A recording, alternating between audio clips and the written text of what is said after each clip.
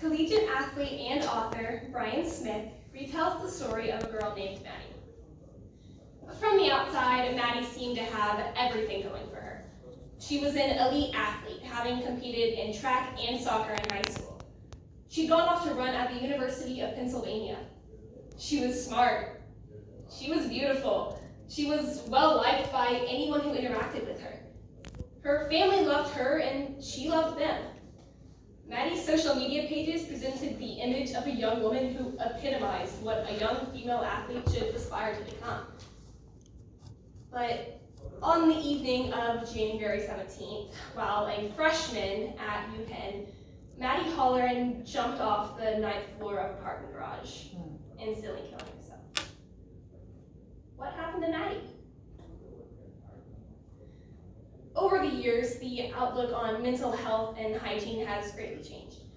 As different views, beliefs, and ideologies have come about, the way the mind is seen has developed as well. In the 19th century, for example, social Darwinism, which focused on natural selection, became a popular way of thinking. People believed that mental disorders were mutations in the individuals that they appeared in. These mutations were seen as unsuccessful adaptations in the environments which one was placed. This view provided very little hope for recovery of the mentally deviant. But thoughts began to change. People began to realize that mental health issues were a real and common thing.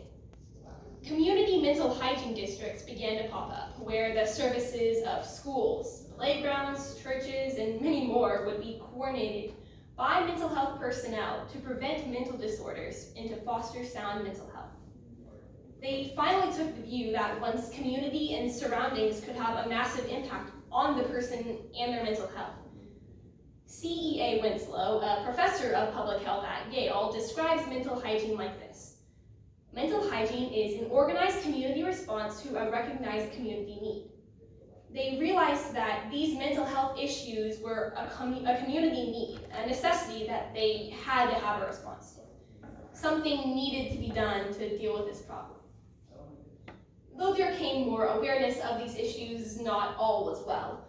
The mental hygiene movement, as it was called, was criticized in some medical circles for its lack of an objective scientific basis.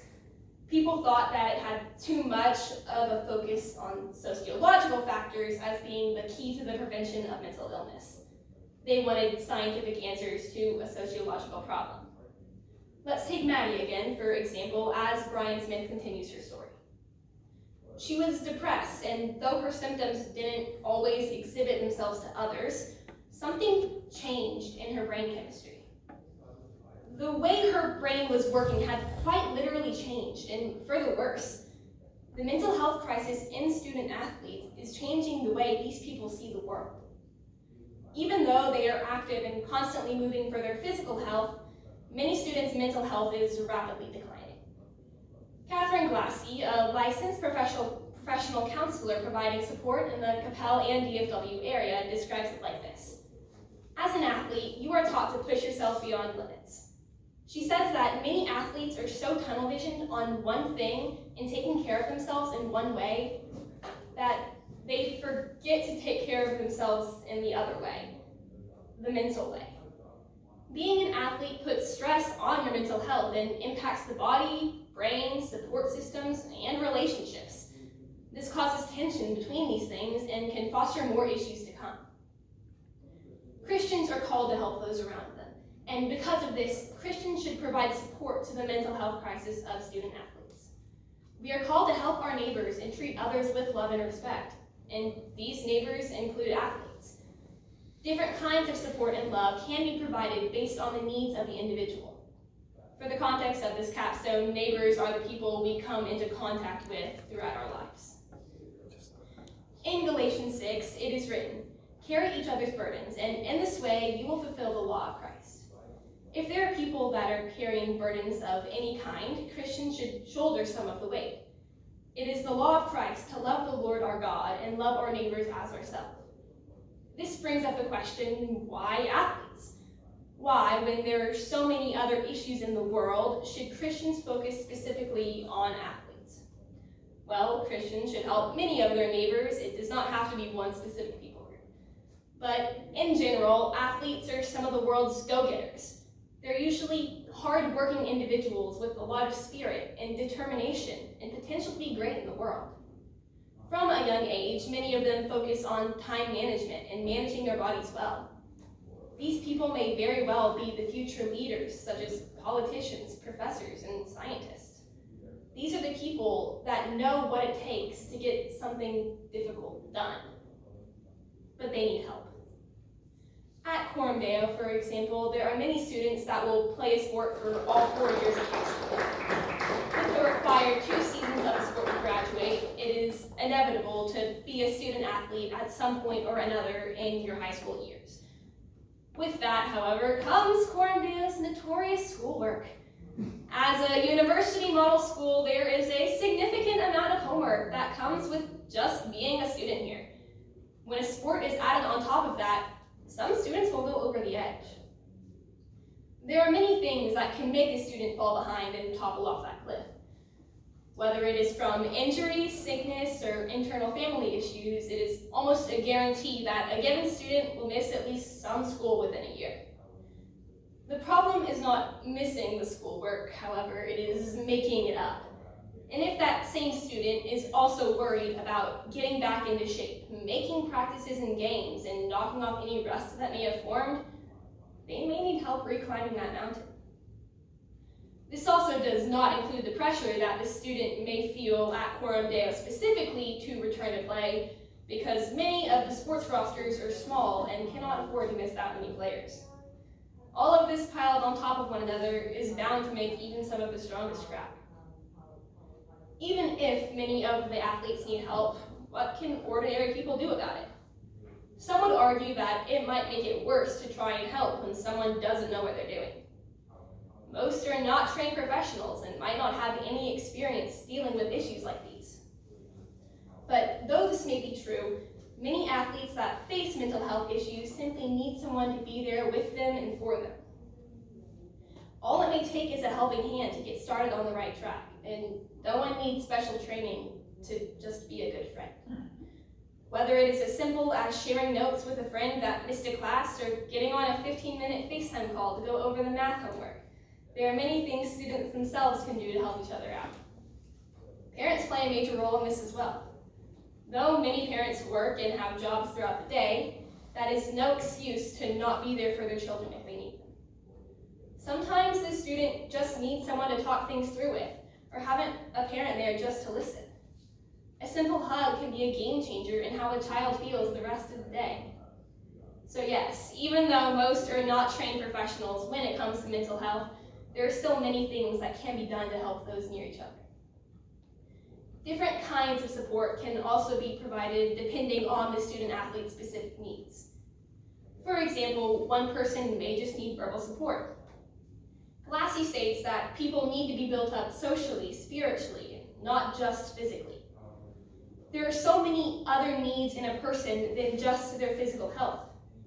As Christians, it is especially important to be built up spiritually as well, and this can be another way to help provide support to a student-athlete in need. One incredible aspect about being Christian is the hope that comes with it. The hope that everything is going to be okay and that there's always a bigger picture to look at. There are many Bible verses to correspond with this. In Proverbs 3:5, for example, it is written, "Trust in the Lord with all your heart and lean not on your own understanding." Jeremiah 29:11 states, "For I know the plans I have for you, declares the Lord, plans to prosper you and not to harm you, plans to give you a hope and a future." Both of these verses demonstrate how Christians can build each other up during hard times by using Scripture to support and provide hope to those around them. These are just 2 examples of the vast and astounding Bible that we have as a resource. A person can use this as a tool to provide to someone who may be struggling. In more severe cases of mental health issues, therapy may be the best option. Though you may not be a professional, you could reach out to someone who is. There are many options all throughout the area and even online of people whose passion is to help people like student athletes. Therapy is truly a great option for many reasons, one of which is to get advice from people who have learned about how the brain works and hear about these scenarios all the time. Though it may feel embarrassing or weird to need to see a therapist, it is much more common than people think. The National Institute of Mental Health puts it this way. They define any mental illness, or AMI, as a mental, behavioral, or emotional disorder. AMI can vary in impact, ranging from no impairment to mild, moderate, and even severe impairment. Using this definition, there were an estimated 57.8 million adults aged 18 or older in the United States with AMI. This number represented 22.8% of all US adults. All the time, people act ashamed to admit, or sometimes even will not admit, when they are seeing a therapist or think that they need help. 22.8% of all US adults. That's a little more than 1 in 5. Let's take these beads, for example. 4 of these containers contain white beads. These beads represent someone who does not have a mental health issue this year and will not encounter one. The 5th container contains colored beads. These beads represent someone who does have a mental health issue this year. Let's just put them all in this container and mix it together.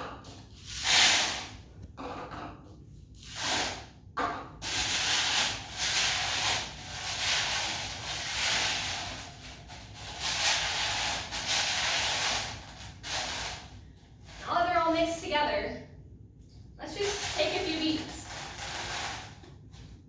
These beads represent the people that you will come into contact with. If we just look at this container, you can see that there are a good number of colored beads in here. Though this is on a much smaller scale than the entire US population, even if you do not have a mental health issue, the likelihood of you coming into contact with someone who does is incredibly high. This is why it is so important to be kind to everyone around you, and don't be afraid to ask for help. It's so much more common than you think. Glassy also feels strongly about this and says that it doesn't mean you're weak, it means you're incredibly strong to ask for help. One might argue that they do not have enough money to provide this kind of care. But many ways of support that are needed do not require money to obtain. While it is true that things like counseling or true psychiatric care cost money, there are also ways to help fundraise and raise money for the cases that need professional help. There are also many cases where the root of the issue is something else, such as the disregard for the information that your body is giving you. Other scenarios can be dealt with in a way that costs no money, through conversation and communication. In cases such as these, people may just need to learn to listen to their body. This may have to be learned through therapy, but it could also just be an honest conversation with yourself, or through a friend or family member. In areas such as these, Christians should be able to provide as much support as is needed for this thing that is incredibly important to understand. Glassy states that emotions aren't necessarily good or bad, they're just information. She says that many people like to believe that there are bad emotions, but they should remember that Jesus felt every emotion, yet never sinned. She strongly believes that you have to understand your body to understand your mental health. People need to learn that their emotions and what their body is telling them is a sign of what they should do next. If your body is screaming at you to take a rest day, you should not go and sprint 5 miles. You may still need to practice, but take it easy and listen to what your body is telling you. As Christians and friends, we should help others learn to listen to what their body is saying and not always try to power through. This is something that athletes love to do, but they have to remember that even God rested on the 7th day. Speaking of rest, this is another great way to help and heal wherever there are mental health issues going on. Sometimes all a person really needs is a break. A step back from whatever it is you're doing can work wonders on how it turns out. Even maybe not fully stepping away, but backing off on the intensity can do the trick. Glassy puts it this way: the same amount of time you put into strength training, practices, you need to put into your mental health and nervous system. She finds it incredibly important to prioritize your health, which is quite commonly overlooked. One thing that is said is if someone's looking to play a sport in college, they need to choose a college that, even if they get a career-ending injury in their very first game, they can still be happy with their choice and call it their home. This has to be said because so many are so desperate to fulfill the expectations that have been placed, either by others or themselves, that they will jump at the first chance they get, even if it's not the best option for them as a person. Glassy states that you have to prioritize your health and future over the sport, because in the end, the sport will end. Even if someone goes on to play professionally until they have to retire, there's still going to be a large part of their life after the fact. But if they threw everything away for the sport, there may not be much of that life left. This is why rest is so important. She says that as athletes, if you are building muscle, you focus on intaking protein. Rest has to be on that same level of focus. When you prioritize something, it will get done, and rest is something that must be done. There are many different ways to help athletes in all sorts of scenarios. Some are more serious than others, and some need more attention. Christians should be there to provide support to these people in whatever ways are necessary, because we are called to help each other and love our neighbors as ourselves. By helping to carry part of their burdens, we can be a huge help to those all around us. Many athletes are struggling, especially student athletes. There's specifically a crisis among athletes because of all the pressure they are under, and being a Coram Deo student specifically can increase this pressure because of the rigorous schoolwork that comes along with it. Though many people are not professionally trained in the area of mental health, there are still multiple ways to provide support to those around them, whether it is sharing notes or providing a therapy option. Rest is incredibly important to a person's well-being, and it should be the same for athletes. Taking a priority in recovery, health, and wellness can improve performance in and out of the sport. Taking all of this into account, what can someone actually do to help? The answer is quite simple. If a parent has a child in a sport, ask them how they're doing. Ask them how they're doing with the balance of school and said sport, and ask if there's anything to do to help. And then actually do the things that they say will help. If they say that they think they need a more structured schedule to make sure everything's done on time, then help them make it. If they say that they just need some encouraging words, provide them. On the other hand, if you're a student in a sport, ask yourself if you're okay, and answer truthfully. And if you're not, then ask for help. And remember that asking for help makes you braver than most, and that in itself is an incredible achievement. Ask for what you think you need to be supported in the best way possible. And for everyone, ask each other how you can pray for one another. Prayer is powerful and can help many people through incredibly tough times. So go out and just ask. Check in with the people in life and see what can be done to help those around you. If someone never asks, you may never know until the end.